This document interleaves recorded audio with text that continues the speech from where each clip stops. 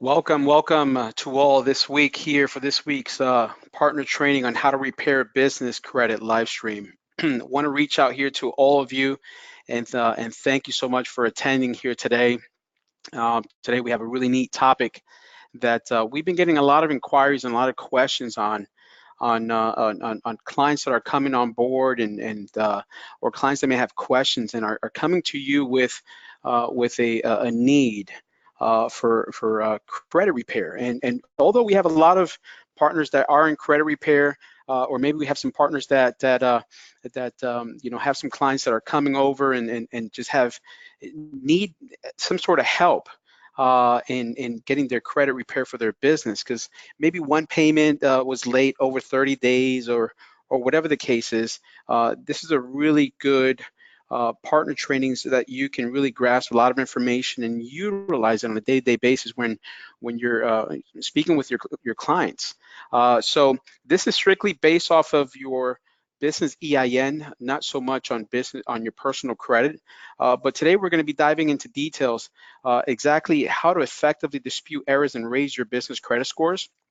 We're going to go into details of Dun & Bradstreet, Experian, and Equifax, FICO SBSS, and how they calculate your business credit scores, with details on each major credit score, and how to dispute if their calculations are ever wrong, including where to write or call, including sample disputes for Dun & Bradstreet, Experian, and Equifax, just how to handle issues with FICO SBSS, which we're going to go into details and cover that as well.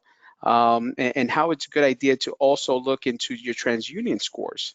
The most effective way to raise your business credit score so that beyond disputes, it's how to utilize payment behavior to work in your favor, and exactly how to business credit, an incredible deal offer that we always offer here on Experian and Dun & Bradstreet for $124. So there's a lot of great information that we're going to cover here today.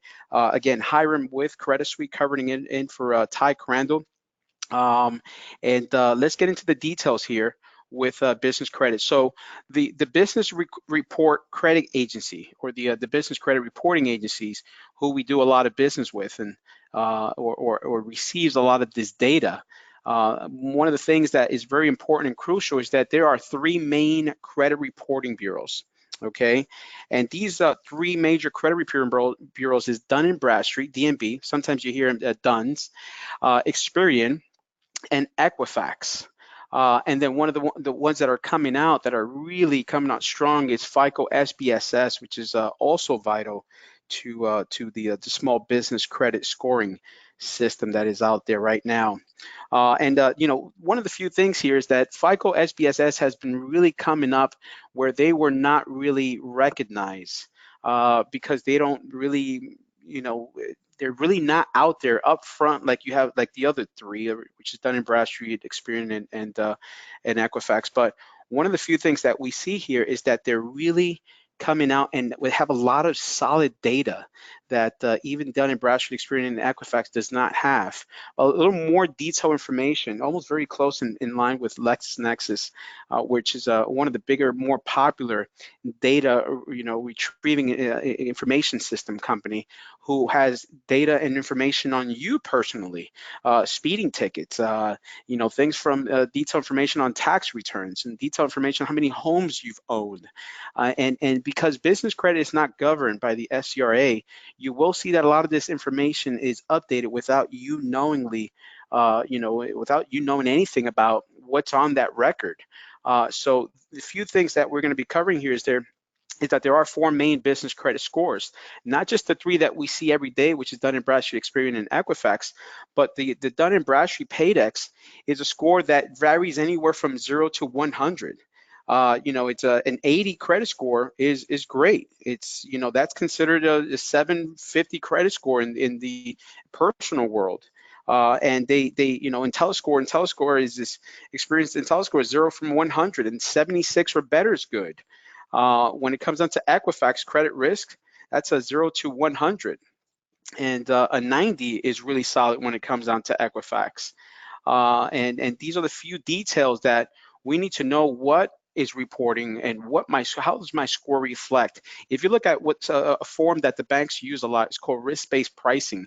When you try to apply for a vehicle or a credit card, most of the time they're going to send you the risk-based pricing letter if you don't get approved, and where do you stand in their metrics in comparison to everybody else in the United States who uses any of these models. It will show you that you're scoring maybe a top 22% if you have this kind of score, or maybe you're scoring the top 10 if you have that credit score. So the three major players here are Dun & Bradstreet, Experian, Equifax, and FICO SBSS, with which FICO Small Business Scoring Service is one of the ones that we will cover in detail here today. But FICO is really coming up as one of the things that you really need to be on the lookout for, because a lot of times the banks are not providing you information on your FICO SBSS. So when we submitted an application, and FICO SBSS uses an internal scoring system, which all banks use. Nowadays, all banks are really jumped into that program of having an internal scoring system and how they grade you internally, instead of using just the more conventional things of saying, okay, here's your payment behavior, here's your payment trade lines, here are how long you've been on the bureau. Well, now they're using an internal scoring system to really determine if you are an eligible person, or you're high risk or low risk, based on the information that they gather specifically from FICO SBSS. So disputing errors is one of the most important things when it comes down to business. If you show your business credit report and your report is not where it needs to be, a lot of times you may not even have a score yet on your business credit report or trade lines reporting on there yet. But every business will start with a failing score, and there's risk factors involved in your scoring. So what does that mean? When you are a brand new business, sometimes they call it a ghost credit profile. Means that you don't have anything reporting on there, that your risk is at the highest red mark. So it goes anywhere from green to yellow to red. And if you're in the red, that means that you're at a very high risk, and a lot of these lenders are not willing to provide you any type of terms based on the fact that you have a ghost credit file. And what that means is that, guess what? You may apply for something and even at times personally guarantee it, and you will find that you will get declined based on the fact that they don't trust your business yet. They think of your business as being a hobby at this point in time. So disputing errors is very important to ensure that you have everything that you need in order, that you can pull your business credit report and see what's on there, so that before you apply, you're not getting the decline. That few letter word that we hate to hear, decline, right? So a big part of repairing your business credit means disputing errors. So if your LLC was set up with the Secretary of State and there's a comma after the LLC, but your IRS EIN form says LLC without a comma, that's an error. That is something that is a discrepancy to a lot of lenders. And lenders like to see things in uniform, in order, before they provide you terms, because there's something that they use, again, internal scoring system, and all. They also use artificial intelligence to be able to pick up on a lot of this information. You follow me? So the goal here is having, disputing errors is very important to make sure that everything is in line and in order, but most importantly is going back to your articles of incorporation or articles of corporation to make sure that everything is lined up and in order the way it should be, right? So let's look at this here. All business credit reporting agencies, they will want their reports to be right. That is the truth. All credit reporting agencies want to make sure that they are in the most know of your business credit report. So they welcome disputes, right? It's not a thing that just only happens in the personal credit world, but credit reporting agencies for business and for personal want to make sure that your information on and the data on these credit reports are absolutely correct. Okay, so that's why a lot of times they will welcome disputes where you can really truly show that, listen, my things are not in line, my things were not updated with Dun & Bradstreet, Experian, and Equifax correctly. So I need to make sure that these things get addressed so that my score is not hindered on the fact that my information and data is not correct. So that means that a lot of them have differing means of disputing. So you have to know how they use that in your favor to know how to approach these credit reporting agencies. Okay. The other thing here is that disputes nearly always mean receipts and other proof. You have to have proof in hand, your articles of incorporation. You got to have your EIN application, your Dun and Bradstreet information, and everything readily available with proof showing that no, that is not you, because there's so many times that a lot of information gets crossed, and now you're holding on to debt or the weight of another company that has a very similar name to yours, or maybe in the same location. You may be using an address for a business that's already existing, that they have an accounting firm, but you're in consulting in the real estate world, and because you have share the same address, a lot of times they will take that data and update it onto your information. So you always have to make sure that you have receipts, you have proof, you have everything before you even approach them.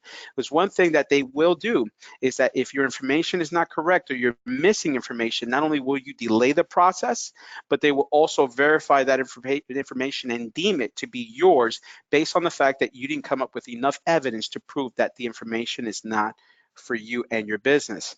So your communication has to be super crystal clear when you're setting up dispute letters, when you're setting up communication, when you're writing letters to these credit reporting agencies.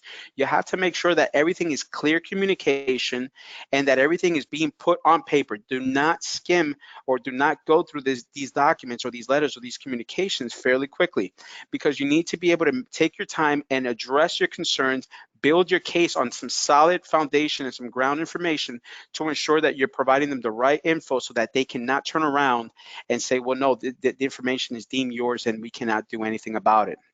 Okay. So as far as, when it comes down to even setting expectations with them, you're giving them about the 30 to 45 days for them to be able to verify this information. And if it's not yours, which a lot of times, a lot of vendor accounts, net 30s, net 55s, will drag their feet on it, just the same way that they drag their feet to be able to produce a tray line. When you apply for them, they take about 30 to 60 days for them to report this information on your credit bureau. So therefore, if they have 30 to 45 days to be able to turn around the dispute, the file that you have opened up with them, for them to make a determination if this information is correct or it's not. Okay, so Dun and Bradstreet business credit. The paydex score shows how a company has paid its bills over the time that is allotted, right? The last 24 months is what it really grades.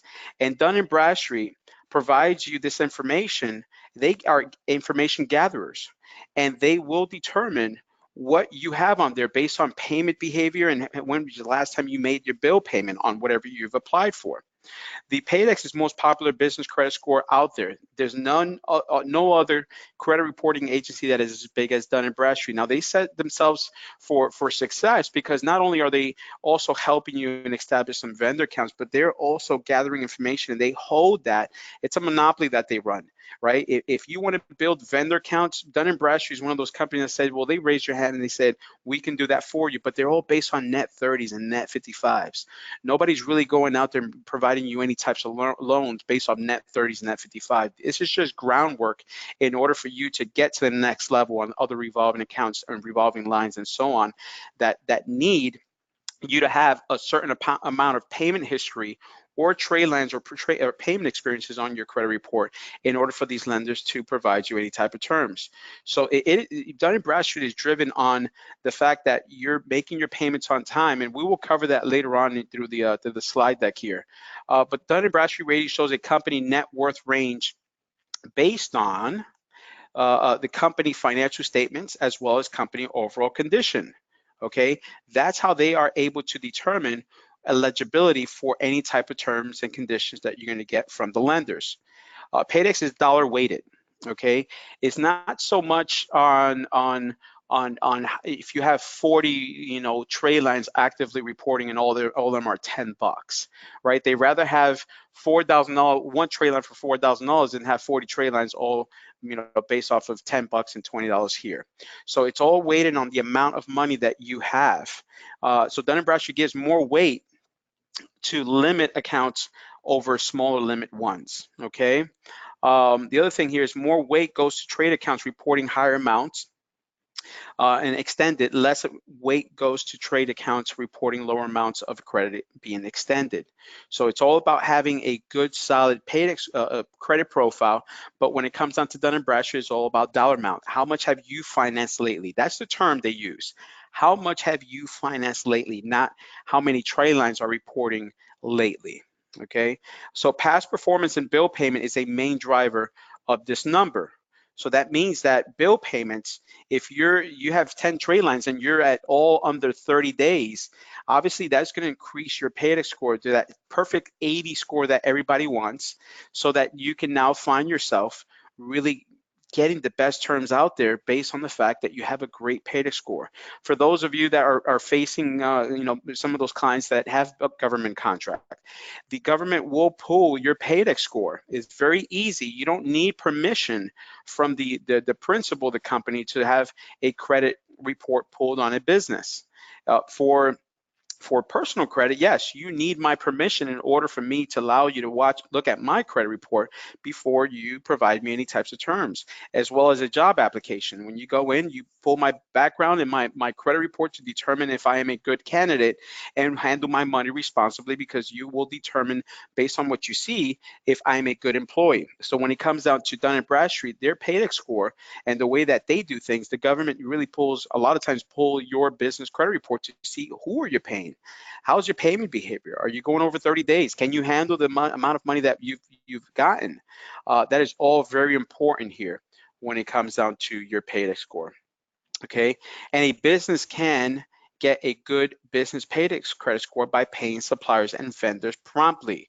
That is not waiting till day 29. Keep in mind, if this information and this data gets recorded and then placed, it takes about a few days before it gets placed in the right department, so that department can send off this information and said, okay, this is shown here, perfect payment. So before the bank that you're doing business with, before the vendor account you're doing with, or the vendor company that you're doing business with, that takes a little bit of time for that data and information to get sent to the credit reporting agency. So it's very important not to wait till the last minute to make a bill payment, because again, a lot of this thing can get lost based on time and based on one corresponding being missed in the mail and not being sent in promptly.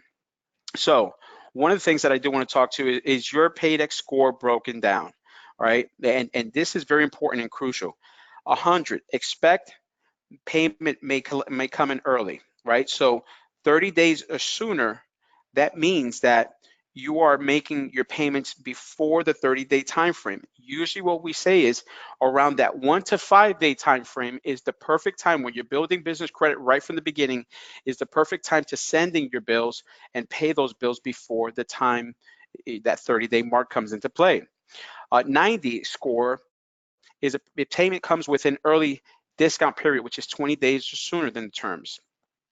80 payment is prompt.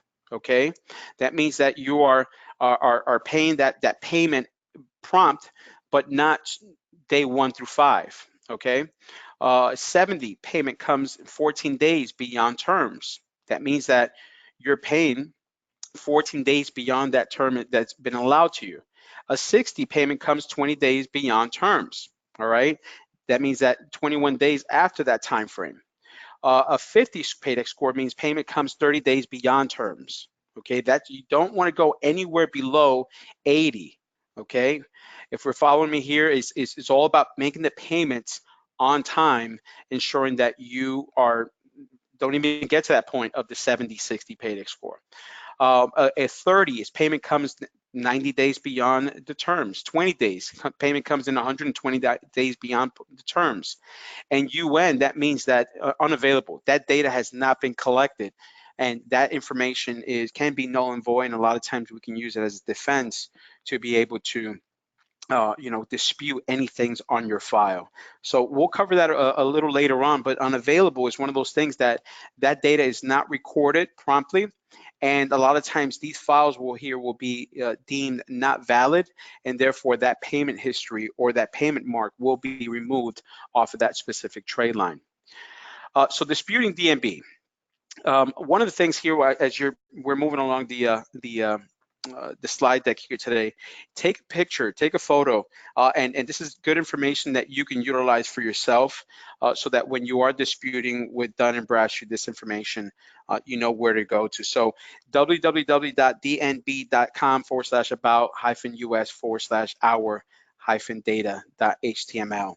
So get your company's PAYDEX report at this link that we have here. Feel free to take a picture with your camera phone, or still freeze this information. That way you have everything that you need.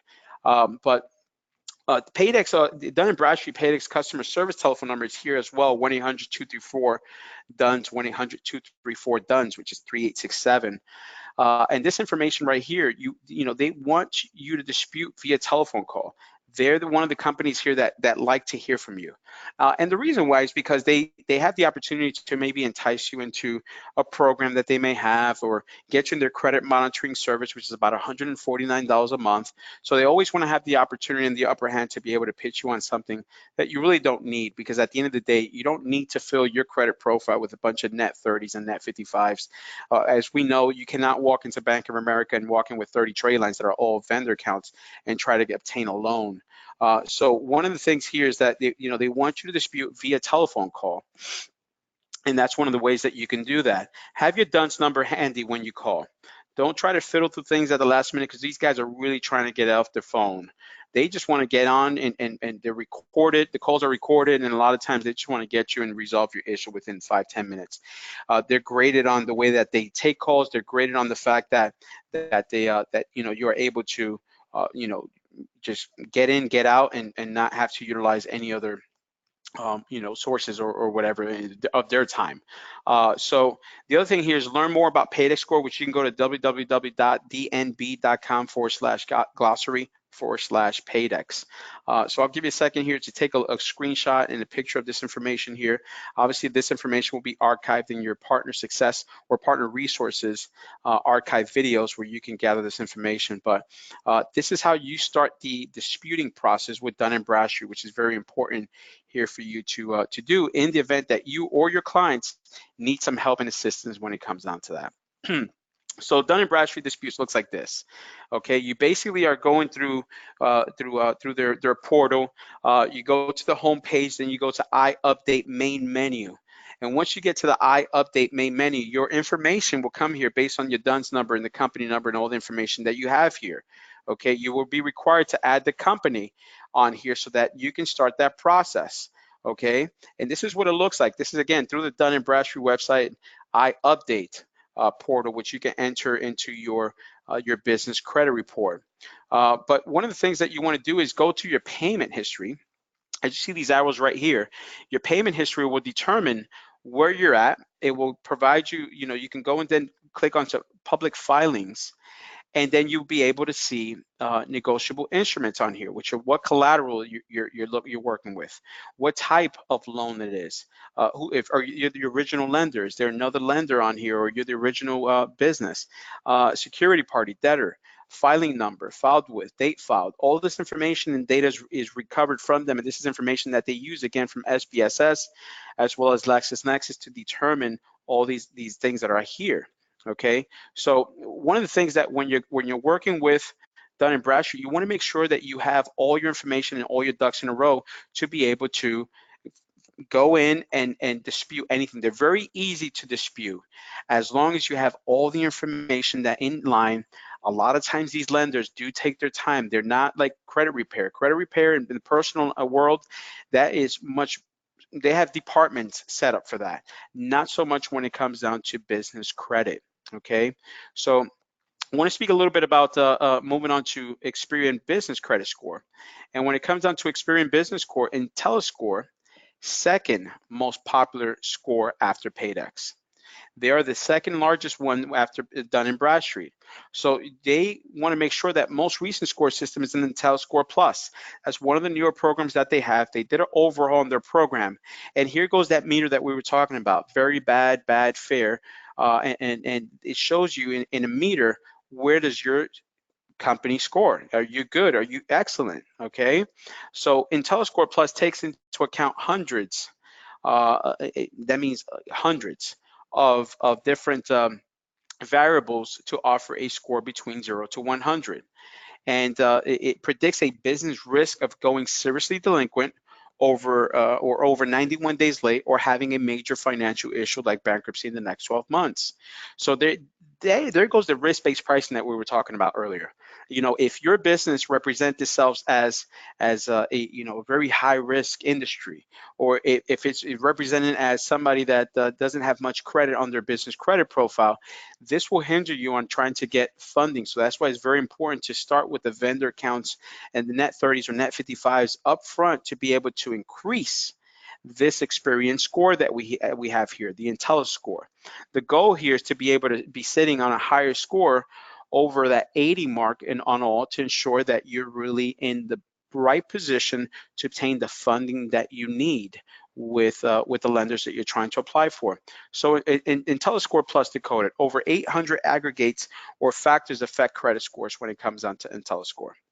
Okay, when it comes down to Experian, first reviews business data segments, public records collection and trade information, each business in one of 3 different models. Okay, it is important that you understand that it offers a blended owner model with both commercial and owner's consumer information. So here's their IntelliScore system tapping into your personal credit to ensure that if you have great payment history with your business, but not so good when it comes down to your personal credit, those are one of the things that you want to really start working on your personal credit to increase the chances and eligibility for terms with these lenders. Okay, so what it really comes down to is make sure that your credit is somewhere sustainable, so that if in the event that you need to apply for a $500,000 loan for a brick and mortar location, or you want to scale the business to another level and get an SBA or a term loan, a UBF or UCL program, have your personal credit in line. Obviously, our business credit building program takes 6 to 8 months. So during the time that you're building your business credit profile, start fixing some things on your personal credit. It's going to really help you and enhance the probabilities and the possibilities of obtaining the best loans with the best terms that are out there available for you in the banking world.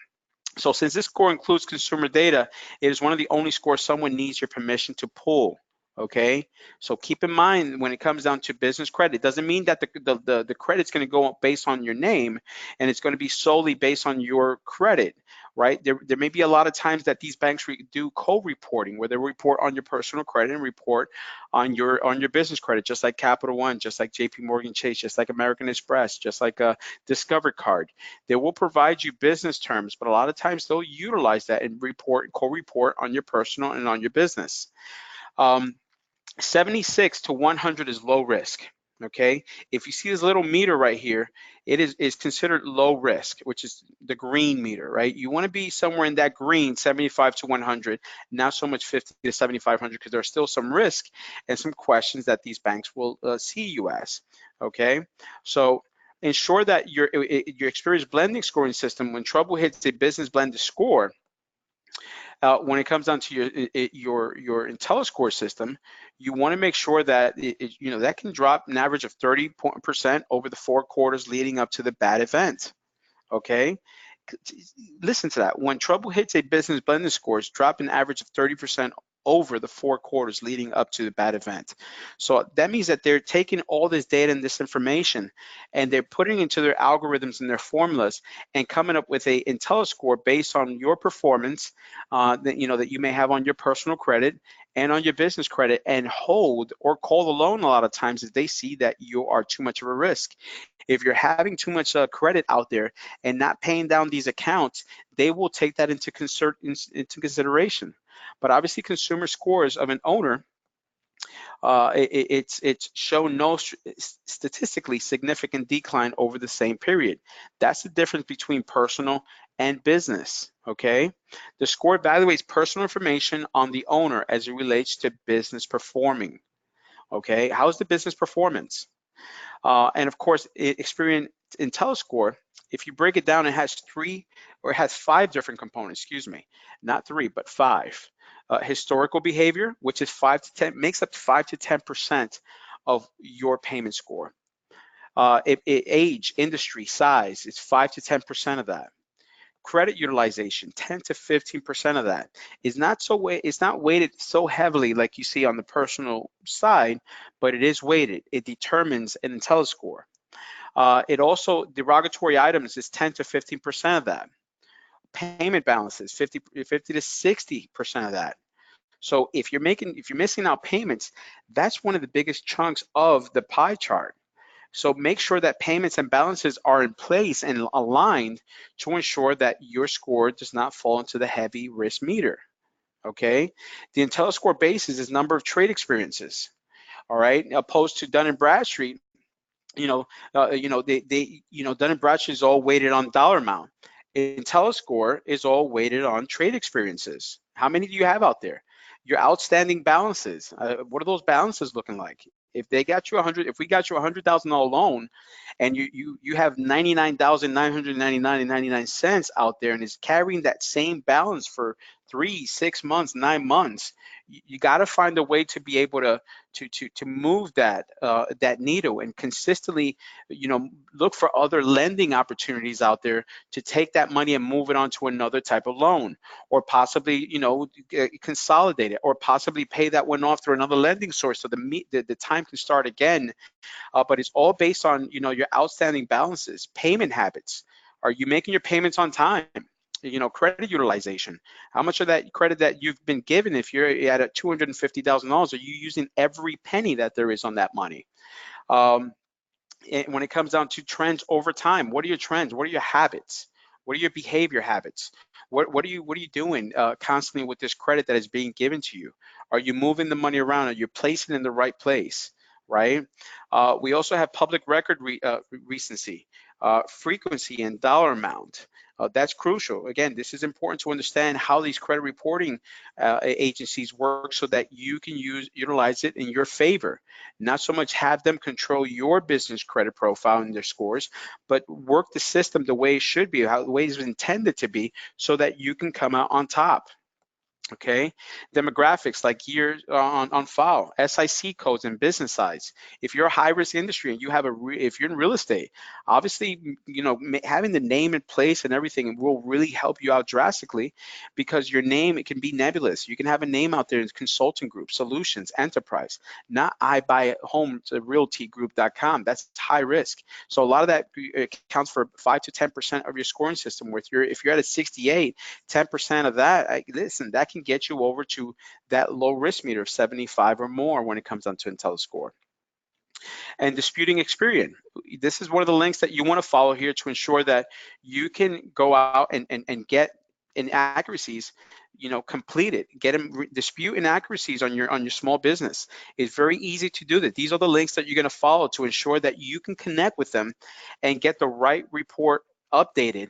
That information and that data is so crucial to your business either being declined or approved for the loan and the lending opportunity that you need.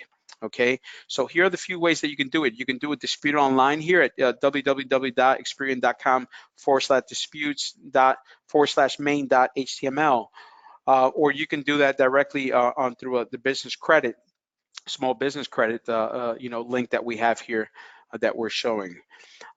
Disputing Experian is one of the things that you want to make sure that you do, immediately. If you see anything on your Experian credit report, it's one of the things that even done in Bradstreet and Equifax, you want to make sure you jump on that, because again, some of these things can take 60 to 90 days before it gets corrected.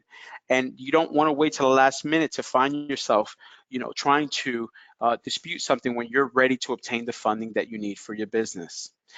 Business disputes at Experian.com is a way that you can go. RFR at Experian.com. Experian Commercial Relations RFR department is one of the departments that handles the disputes. They also have their business address here, P.O. Box 5001, Costa Mesa, California, in order for you to help, in getting that taken care of when it comes down to Experian. So an Experian sample starting score. Okay, so not only is Experian running the background of the business, but they're also going to be running on what's happening to the business based on what's happening now. Okay, here's the high risk, here's the risk factor, your high risk or your low risk. That's the internal scoring system that a lot of them use to determine eligibility. So you may have a 75, you may have an 80 IntelliScore with them. What that means is that you look good, you can get in the door, but that doesn't necessarily mean that you are ranking at the best when it comes down to the internal scoring system. So you need to be able to keep in mind anytime that you're submitting an application, is everything in line? Is everything uniform? Are the I's dotted? Are the T's crossed? Is that information up to date? Okay, this is a quick sample on the scoring system that they use. Supplier category, right? We know who's the lender, reported date, the activity date. They use the payment terms to be able to, is it a varied loan? Is it a credit? Is it a net 30? Is it a revolving account? 2-on-1 net 30 account? Or 2-by-10 net 30, varied net 30 revolving. And again, they use this information to be able to determine, okay, so if you're a underwriter, let's think about being an underwriter here for a quick second. When they're reading the business credit report, not only are they looking at the account, but they're looking at the reported date. So it shows from 2014. This is a company that's been out for a few years. So they have some tenure, and they do have that on their side. Activity date is not showing anything on here. The payment terms is varied because it all depends on if it's a line of credit or what you're utilizing or what type of lending program there is. And then, of course, the recent high credit. Out of the money that they've loaned you, it's at $200. The balance is at $200. You're currently at 72%, at debt to income, okay? And up to 30% debt, which is 1% of that amount. And then they're looking at how long you've been up to, 30 days, over 60 days, over 90 days. Obviously, this is a good trade line right here, okay? But notice how it's color coded. The more that you stay current on there, the better you are. The better it's going to increase your chances of getting the funding that you need.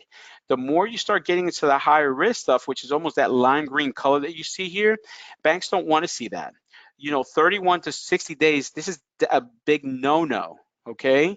61 and 90 days, that is definitely a no-no. 90 days, 34%, that is definitely not a good thing. Now, although your balance is only $100 on the $6,000 limit that they've given you, but it's not a good thing to keep anything over that 30-day mark.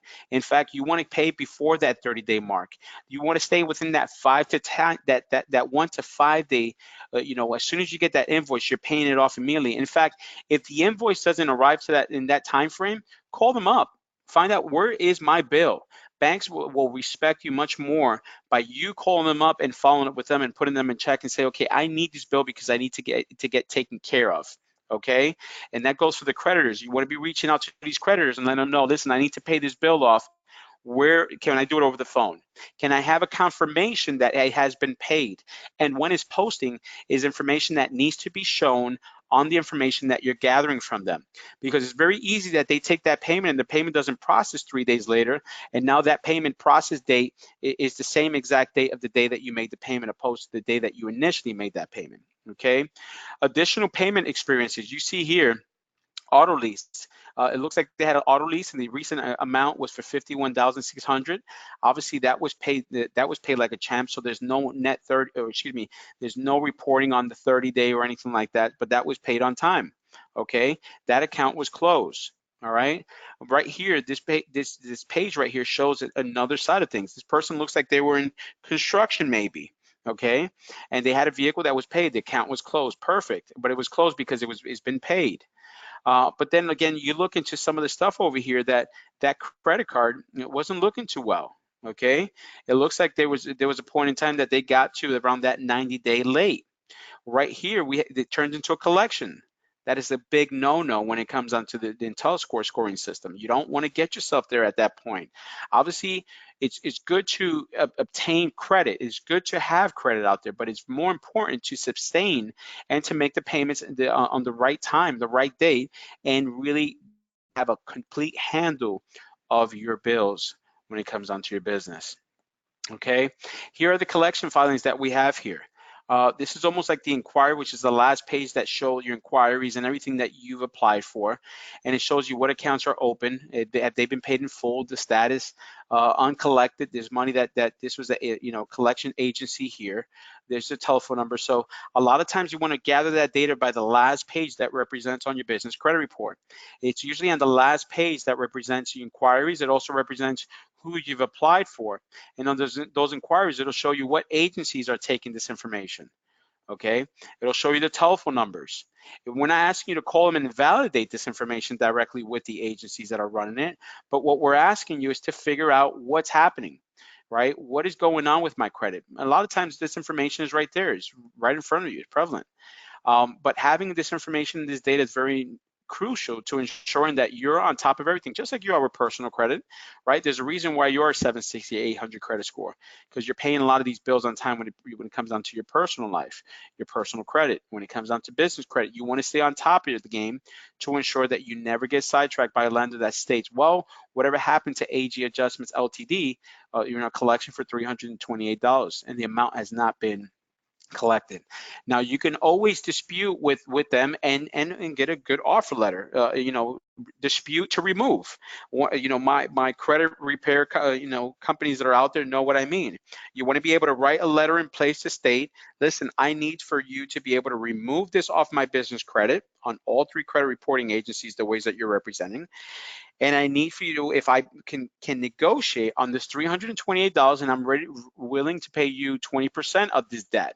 We understand that this debt is not going anywhere. We understand that you paid pennies on the dollar for this debt, but I'm willing to make a commitment of 20%, and I'll start there and even go lower. If you feel, happy about it and you think you're in control, go and offer them 10% of that amount. You'll be very surprised. They will take that if the account is, or the collection is very owed. The goal here is to be able to have the letter, open that channel of communication, and negotiate on that so that you're not paying an arm and a leg, for other types of services, or paying high interest rate through some of the loans that you're obtaining in the future because of these little blemishes that you see here on your business credit report. Okay, Experian sample 6 months later. What happens is, by disputing the way that we're telling you to do, you start to remove yourself from the high risk, and that needle starts now going to a low risk side of things. That's where your score now starts to have a tendency to be over that 90, which is perfect. And this is the part where you now can start removing and seeing the work that you've been putting in to be able to get these things taken care of. And now the meter increases over to low risk. You're removed from that high risk base lending, or what the lenders are looking at you to be, and now you have a little more ability to negotiate on better terms because your business represents much better. Okay, Experian sample 6 months later continued. And notice how these accounts are closing. You don't see anything in the 90-day mark. You don't see anything in the 30-day, 60-day mark. All right, that's what you want to look at. All right, obviously when it comes down to business credit, just like personal credit, is very the same. You add more perfect payment behavior and more better paying trade lines on your credit report, that will eliminate the risk on your business credit report. Even if you can't get, for example, even if you have a tax lien, we had a gentleman that had a tax lien for $75,000. We had another gentleman that had a tax lien for $223,000. Well, the goal here is that, yes, there's nothing that can be done there at that point, right? Because there's no way to get around the IRS. You're going to have to end up paying them back. But because of those little blemishes that are on there, one trade line can really bring down your score. But the more trade lines that you have with positive payment history, the more that will increase for you to be a low risk, and you also increase your credit score for your business. Okay, this is a continued page of the first example that we showed you. Again, no 30, no 60, no 90 days on there. So now that shows perfect payment history, and now you become more on the green side. Again, internal scoring system, most banks use it, and that's how that works. Okay, moving on to Equifax business credit scoring is one of the things that Equifax is the player. Equifax is even a bigger player when it comes down to personal credit, but in the business world, the major ones are Dun & Bradstreet and also Experian. But Equifax is also a player in this realm. A lot of banks are starting to move over into the Equifax world because it offers them the ability for them to be able to look at a little more of your personal. Okay, just like in IntelliScore did with Experian, they are able to look at personal because they already have that data on you. Okay, so this score was created to predict the probability of a business customer becoming seriously delinquent late in 12-month period. Okay, lower scores indicate a higher risk of serious delinquencies, like paydex is based on payment history. Okay, So it's weighted on the dollar amount, which is more important to Equifax.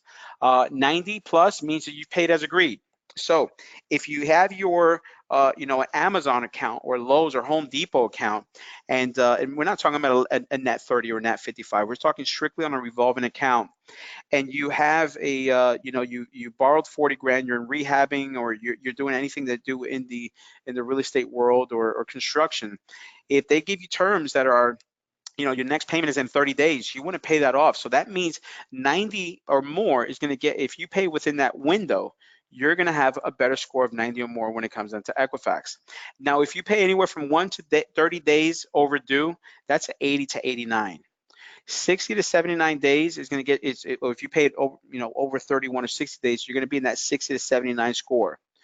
61 to 90 days overdue, that means you're going to be in that 40 to 59.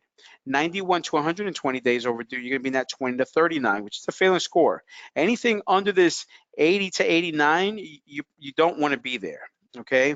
120 days plus days overdue is 1 to 1 to a 19 score. Okay, so how do we dispute Equifax? Equifax is very simple, just like you do in personal credit. They have their links and everything that you have that they have for personal credit repair. So you can visit them at equifax.com/business/credit-information, or the other links that you have here to dispute your small business Equifax as well. And you would need to send a research request form available here at equifax.com/CP, /mail and disclosure requests. Okay, so Equifax disputes, they have a research request form, which is information that is going to get sent, which is their RRS address, which is the Equifax Commercial Solutions in Atlanta, Georgia. They're based out of Atlanta, Georgia. They're a pretty big company. But one of the things that you will find with Equifax is they're not so hard to dispute like they are in personal.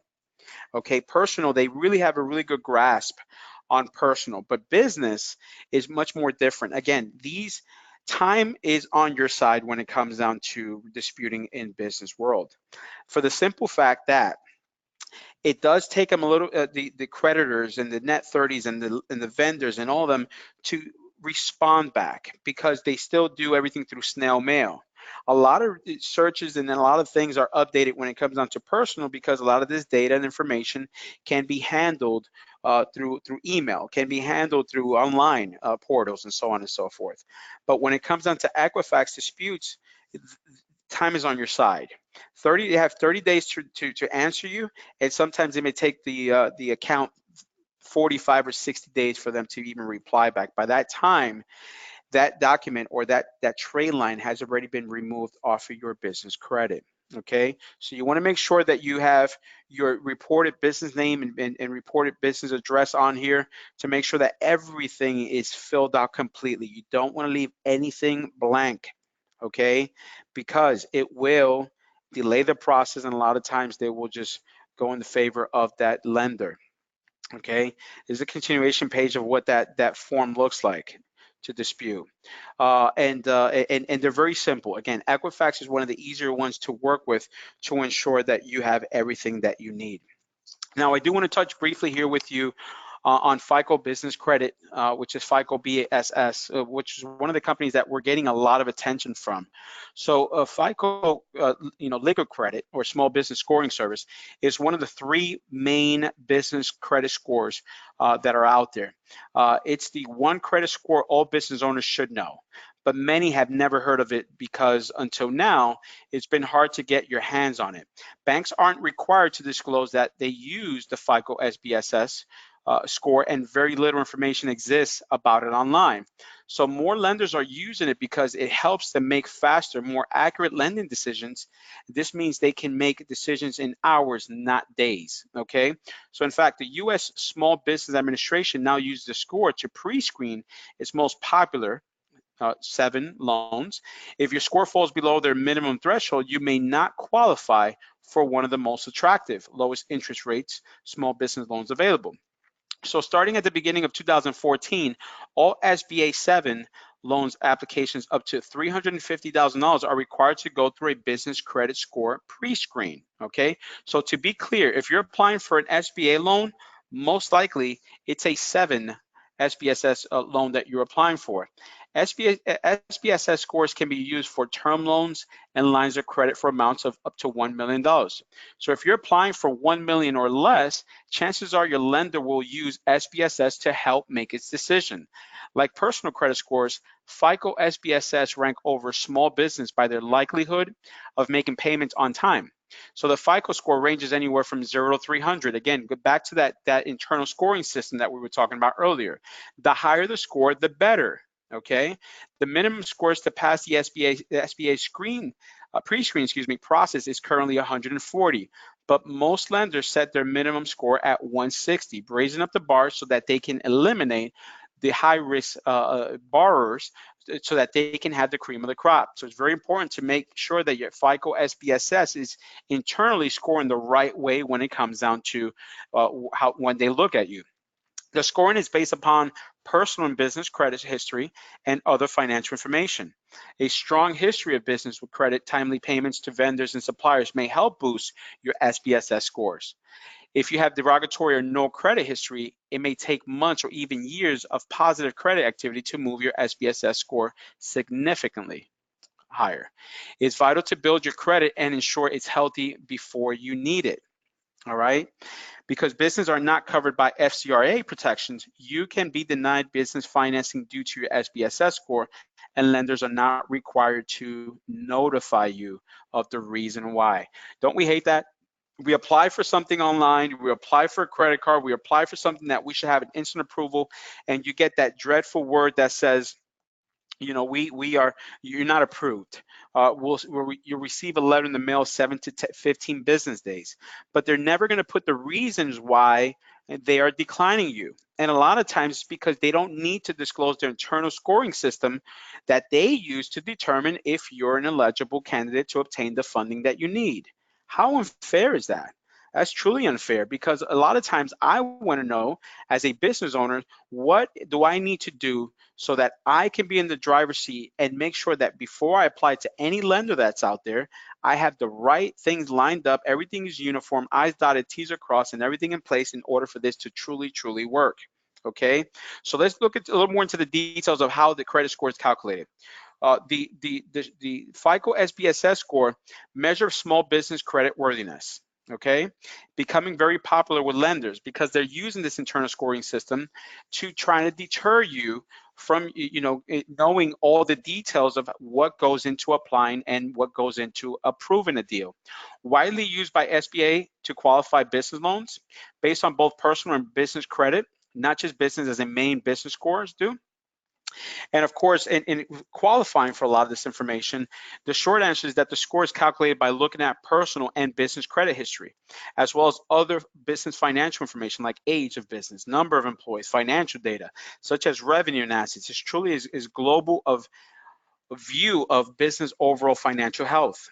If you have no business credit and limited time in business, the highest possible FICO SBSS score you can get is 140, which we already determined that FBSS a 140 is good, but the SBA determines best eligibility to be a 160. So banks and lenders are set to up the SBSS model in many different ways, putting more weight on certain information and less on others. For example, it can put more weight on your business credit profile or more on your personal. It also has very smart business credit scoring model because it will automatically go from one business credit bureau to another in whatever order or priority the lender prefers until it's able to generate a score. So if the lender prefers checking the Experian and Telescore as a default, the SBSS pulls in the Experian data set. If that report doesn't offer enough information, it would automatically check another business credit score like Dun & Bradstreet Paydex score. It could also then move on to Equifax business credit data. If there's not enough business credit data available, it will just use the personal credit data to calculate the SBS score system, along with your business financials, which is crucial. So who uses the FICO SBSS score? SBSS scores can be used for term loans and lines of credit for amounts of, we said earlier, up to 1 million. The FICO SBSS score is used over 75 7,500 lenders nationwide to help them make lending decisions. Large banks include Key Bank, Huntington National Bank, PNC, RBC, US Bank, Zions Bank, HSBC, Santander Bank. The SBA uses it to pre-screen. Cutoff is 140. Banks will use it to pre-screen the loan applicants, but they usually set their cutoff higher, typically around that 160.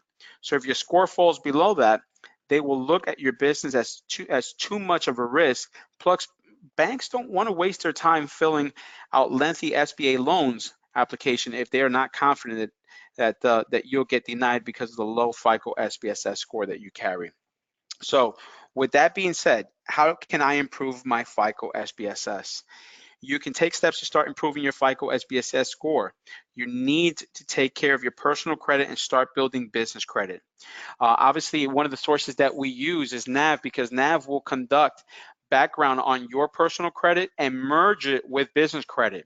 And by using NAV, you can get both of them to work in your favor to determine where you stand, and they'll give you a rating where if you are in a high risk, obviously you need to do a couple of things on your personal.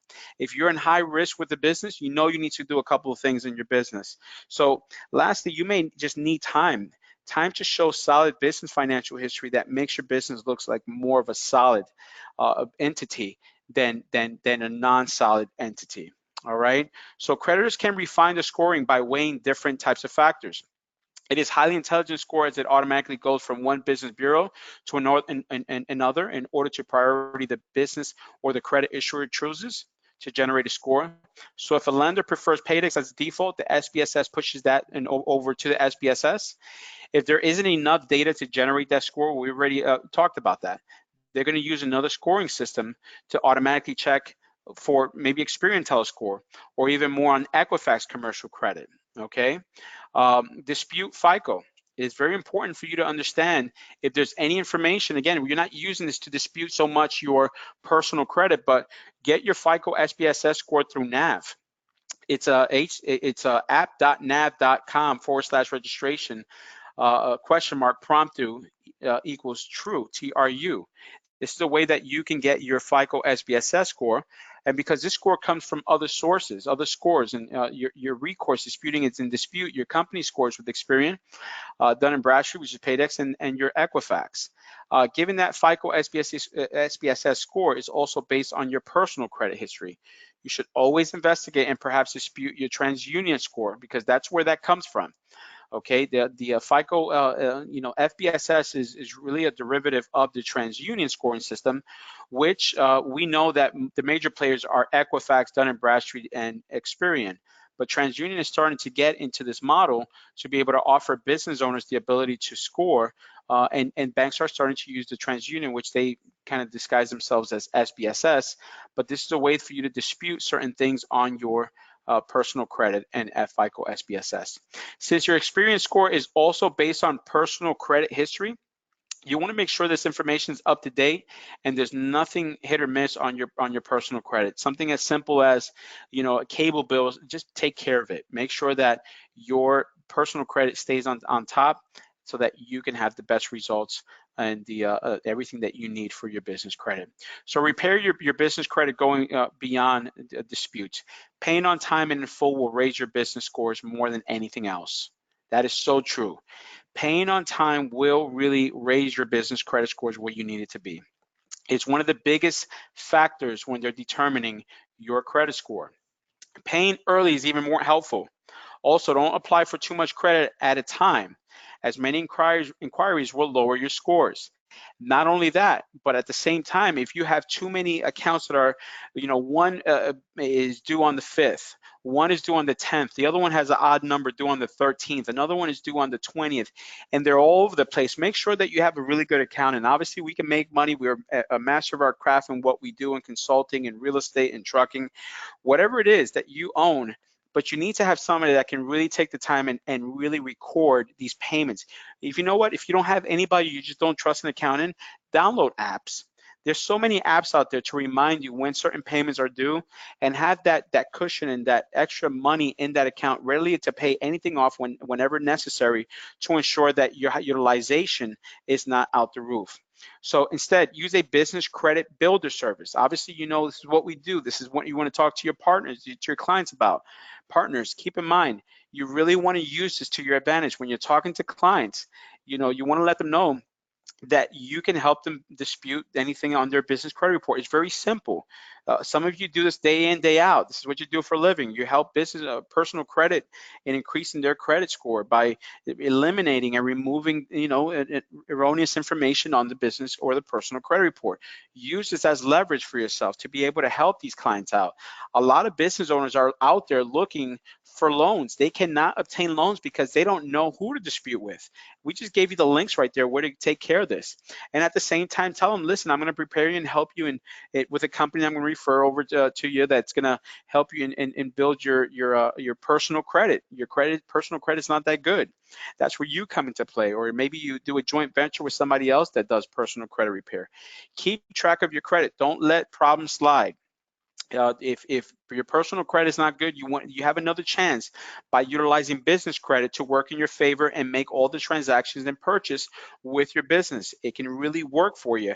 And because business credit is always 20 to 50 times higher on approval limits, utilizing business credit to take advantage of higher limits is always the best way to go when it comes down to this.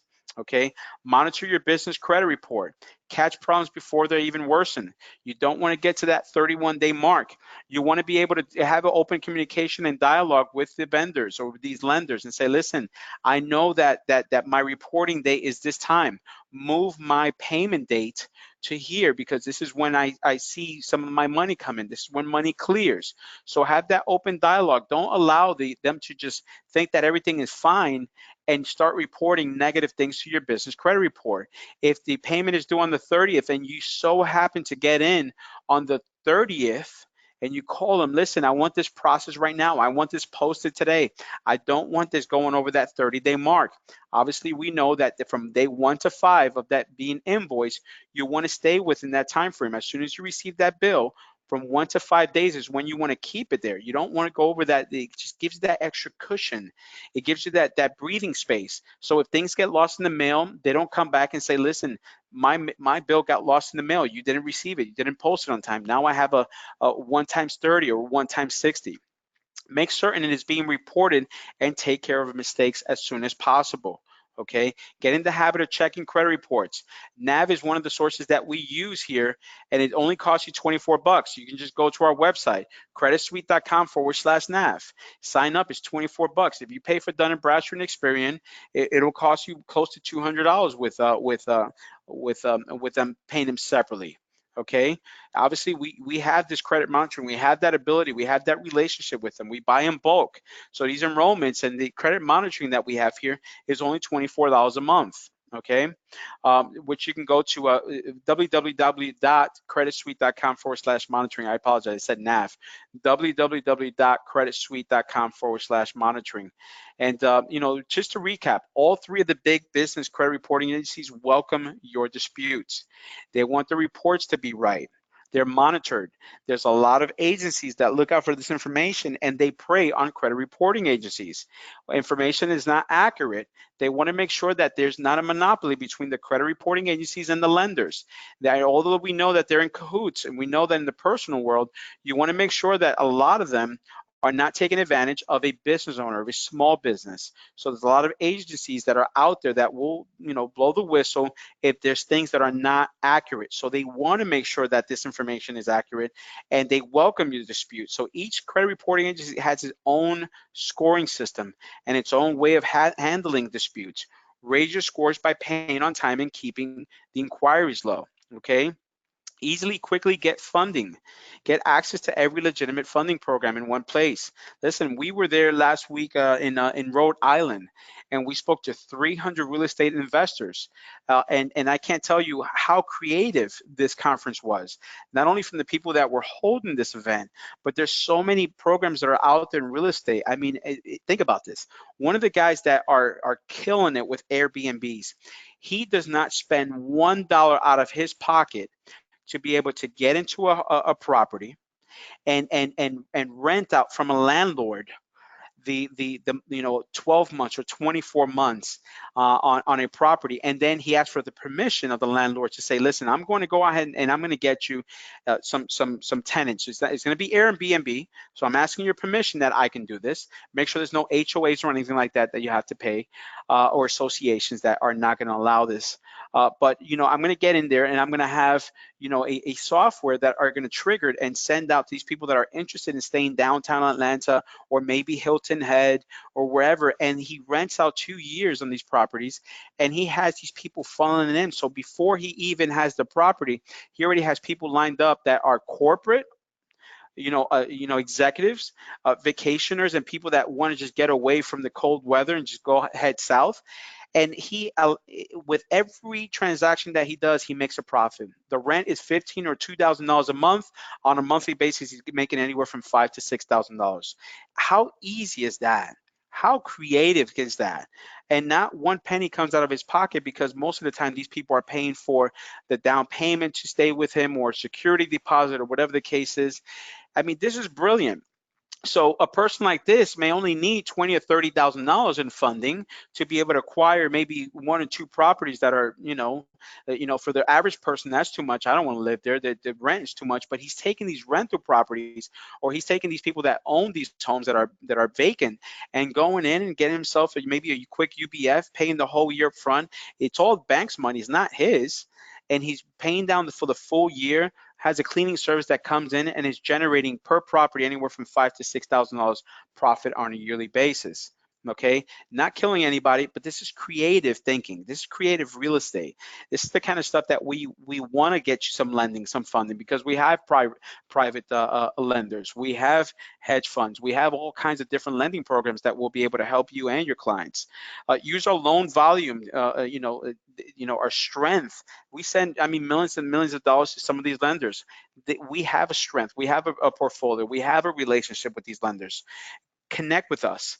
Bring your clients over to us. We have the ability to be able to get these clients the lending that they need, so that we can help them obtain what they need. Okay. Business blueprint to graduate to SBA loans. So a lot of times these lenders will start you off maybe with 100 grand, 150 grand. But if the ultimate goal is $500,000 through SBA, well, guess what? When the SBA sees that their internal scoring system overhits the meter of 160, because your business credit is 80 paydex score or more, because you have 2 or 3 loans that you've paid off, because you have 20 live reporting events or credit experiences or trade lines on your business credit report, this is the kind of stuff that will really help you in graduating to the next level. And of course, everybody wants an SBA, right? Never look for funding again. We're the one-stop shop, and we're that company that can help you out with that. So start sending your clients over to us for funding. I thank you so much for the time and opportunity you've given us here today. I want to end with this. If you need anything here from us, feel free to reach out to us. We're always here and available to help you on anything that we can. Contact us at 877-600-2487, or you can quickly email us at info@creditsuite.com, and we'll make sure to connect with you as soon as possible. We thank you again for this week's hanging out with us in this week's live training, and look forward to connecting with you sometime next week on Tuesday, every time at 3 p.m. Eastern Time. Thank you, and have yourself a great, great week, and we'll talk soon. Bye now.